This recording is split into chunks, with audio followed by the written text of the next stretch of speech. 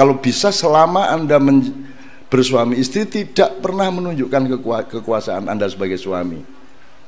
Kalau bisa enggak usah. Saya sampai hari ini saya tidak pernah berkuasa atas istri saya. Orang yang dikuasai adalah orang yang dipaksa.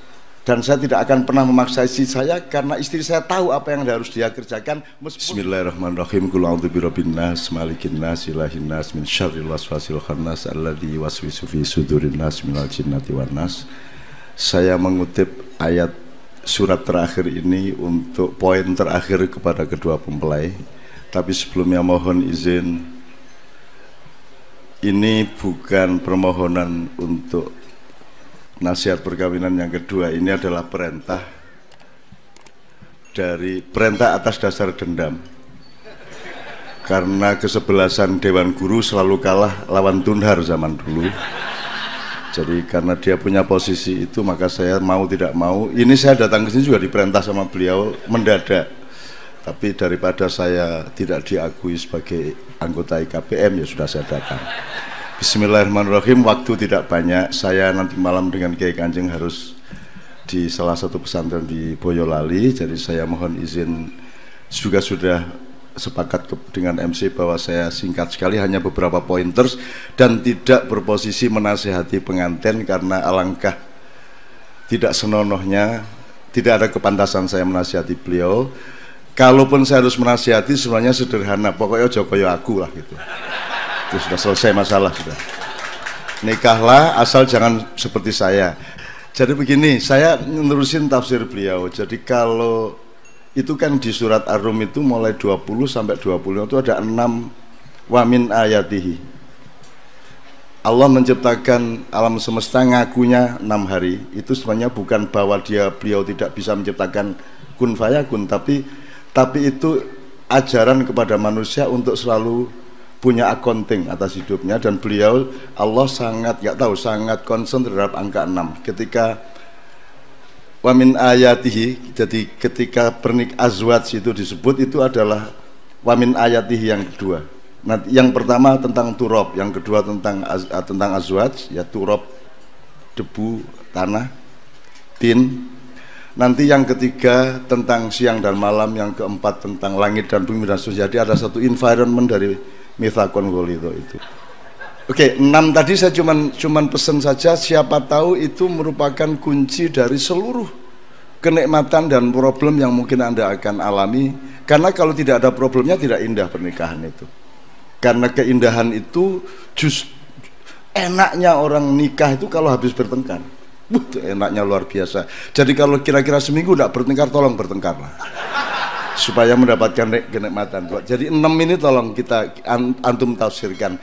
Kemudian khususon yang azwajan ini, kalimat Allah kan tidak pakai fi tapi pakai ilah.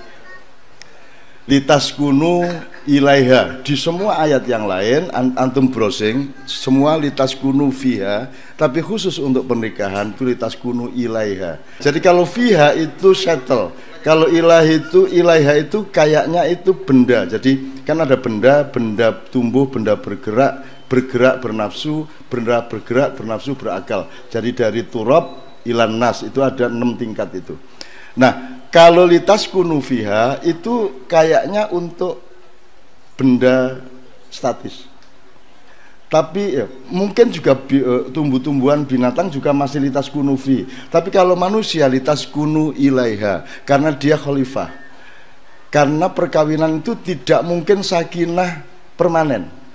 Dia harus diperjuangkan terus-menerus, sehingga pakai kata ilah. Jadi terus-menerus, taskunu ilah, jadi terus jatuh bangun tapi berjuang terus-menerus. Jadi sakinah itu bukan sesuatu yang sudah jadi, tapi sakinah bagi setiap keluarga adalah sesuatu yang harus terus-menerus diperjuangkan. Kira-kira seperti itulah. Itu bedanya fi wa ila. Gitu. Oke. Jadi itu Mas, itu poin saya yang kedua. Jadi pertama 6 wa min ayati. Jadi saya itu alhamdulillah sehat walafiat, sehingga saya memang dari dulu takut sama dokter, takut sama dukun, sehingga saya percaya bahwa semua di Al-Quran itu kan jelas sifat itu. Ya hidayah ya sifat. Jadi kalau saya sakit, pokoknya saya sholat 2 rakaat, wudhu, terus bismillah, gitu. tak buka gitu aja, terus tak pelajari 2 halaman itu, ketemu penyakitnya, ketemu solusinya. Nama istri saya itu ada di situ. Jadi saya cari istri dulu ya, buka Quran set, oh ada huruf nun, ada huruf fa sama ya, udah Novia, udah selesai masalah. Terus wes iki nek tak dawakno dadi anu iki, wah. Ya Allah, I love you all, I love Gontor and I miss Gontor all the time and I proud of you all. Ya. Terakhir anak saya mempelai berdua. Tadi saya akan menyebut kul a'udzu birabbin nas, malikin nas, ilahin nas, min syarril waswas dan seterusnya. Di situ ada kalimat alladzi waswisu fi sudurin nas minal jinnati wan nas. Jadi kita itu potensial untuk jadi setan. Kita itu potensial minimum untuk berfungsi setan, yaitu ketika kita mengalami dismanagement.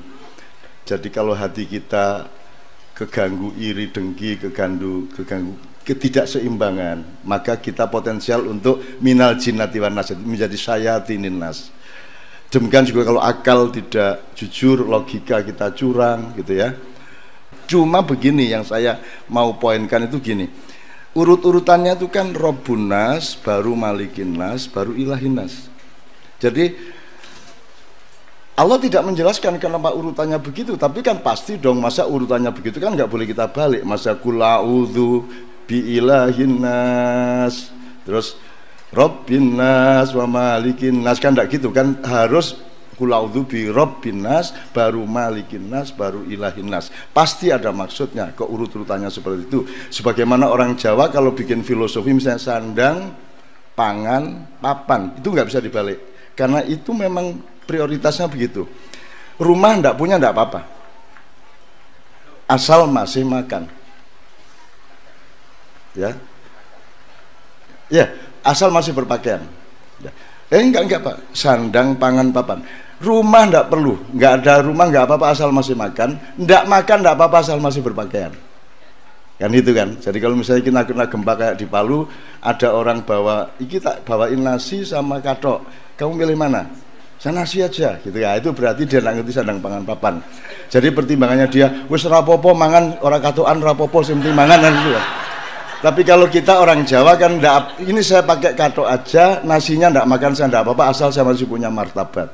Karena pakaian itu martabat, maka sistem aurat sangat penting dalam Islam. Dan orang Jawa tahu dodot iro mitir bedak ing pinggir. Jadi yang nomor satu di dalam kehidupan itu adalah kan libasun lakum wa libasun libasun lahum wa libasun lahunna. Jadi Anda ada pakaian satu sama lain. Anda harus melindungi martabat kedua belah pihak.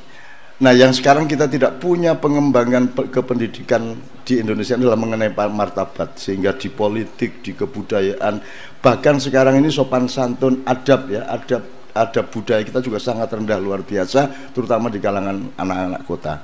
Nah, kenapa urut-urutan ini saya sebut, Mas? Jadi orang mau jadi ketua pesantren, orang mau jadi presiden, orang mau jadi polisi, orang mau jadi kepala rumah tangga, orang mau jadi pemilik warung, apa saja kerjaan di dunia ini harus menomorsatukan atau defaultnya adalah Rabbin nas. Itu jadi 3 itu satu prinsip pengayoman, Rabbun, ya, rububiyah. Nomor 2 mulukiyah atau mulkiyah, Malikin nas, baru nomor 3 Ilahin nas. Ilahin nas itu Allah yang maha disembah. Artinya kalau orang sampai mau menyembah-nyembah itu pasti karena yang disembah sangat kuat.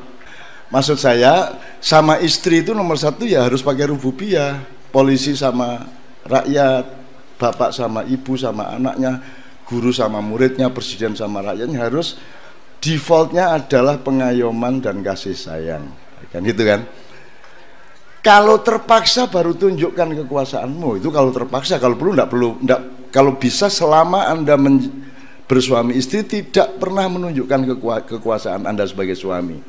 Enggak, kalau bisa enggak usah. Saya sampai hari ini saya tidak pernah berkuasa atas istri saya. Orang yang dikuasai adalah orang yang dipaksa. Dan saya tidak akan pernah memaksa istri saya karena istri saya tahu apa yang harus dia kerjakan meskipun tidak pernah saya paksa. Tadi Ustadz Din kan mengatakan mengenai sunnati ya, al-nikahu sunnati. Kan tidak ada di Quran, di hadis yang menunjuk, yang memfatwakan bahwa nikah itu wajib. Nggak ada. Paling pol sunati. Kalau saya wajib bagi yang memenuhi syarat untuk nikah. Makan wajib, kencing wajib, beol wajib, wajib. Kenapa tidak diwajibkan? Karena yang diwajibkan itu adalah hal-hal yang orang tidak suka. Ngaku aja, sebenarnya puasa kan tidak suka sampean. Ngaku aja lah, tidak usah gaya. Selamat datang Ramadan, tai are-are lah. Oh, kau janjane nggak seneng ya? Sebenarnya tidak suka puasa. Justru karena Anda tidak suka puasa, tapi Anda mutik kepada Allah dan ikhlas untuk berpuasa, maka derajat Anda tinggi. Tapi Anda pura-pura, kalau kamu suka puasa, untuk apa diwajibkan puasa? Yang diwajibkan oleh Allah adalah yang Anda tidak suka. Kalau kawin, ngapain diwajibkan? Mesti rabi-rabi dewe. Ya tak Pak ya? Mesti moro-moro dewe, mesti mesti ndaluk itu. Tidak perlu diwajibkan. Nah, bahkan pesantren Gontor ini kalau ingin awet harus nikah antara kiai dan santrinya, antara manajemen dengan ini kata penuh kasih sayang, harus penuh default. Dan saya dipaksa ke sini. Sekarang Pak Hasan memaksa saya ke sini, itu saya tidak melihatnya sebagai pemaksaan. Itu adalah cinta yang tidak bisa ditahan oleh dia kepada saya. Itu ya, saya alhamdulillah. Saya tidak menasihati antum a'lamu bi umuri dunyakum. Ya, khususan hadhil lailah ya. Ya, hadhil lailah. Tafadhalu wa tafadhali. Assalamualaikum warahmatullahi wabarakatuh.